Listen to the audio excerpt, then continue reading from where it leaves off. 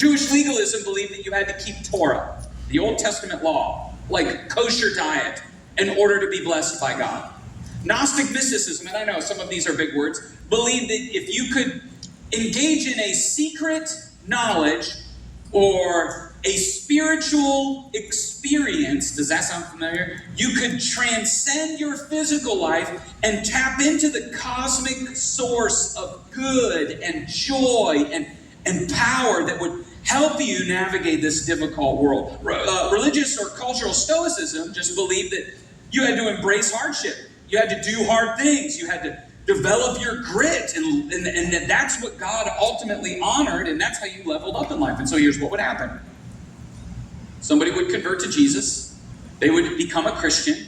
They would say that Jesus is Lord. And then within the culture or the city, the community, not just of Colossae, but of others, but primarily here, you would hear people say, you know, if you're a real Christian, if you're really serious, like, hey, you know what, there's a lot of, you know, those Christians out there, but if you're a real Christian, Jesus was Jewish, you should probably keep the Old Testament law like Jesus did and follow a kosher diet. And if not, you're probably not a real or a serious Christian. You would hear some Christians say, hey, if you're a real Christian, you need to transcend this physical world that God never intended. It's evil, it's broken, it's damaged. And you need to, Jesus is just one path of many to tap into this divine or spiritual experience that God intended. It's this expression of eternal love or something like that. You know what I mean? It's like, you got to tap into that. Or they would say, you know what, you just got to suffer. Do hard things. Don't complain about it. And if you were successful or happy, you were obviously doing something wrong.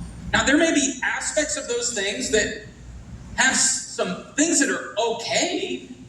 The problem is the foundation is faulty. The foundation is on what you do or don't do. It's now the pressure and the burden is on you, and what that does is that creates pride in you and me. Pride that's like, hey, look at what I've been able to accomplish. Or pride in the negative sense, which is, I'll never measure up. I never do it right. And that creates confusion. And that created division within the first century church. And so Paul writes a letter that would have been read and reread and copied and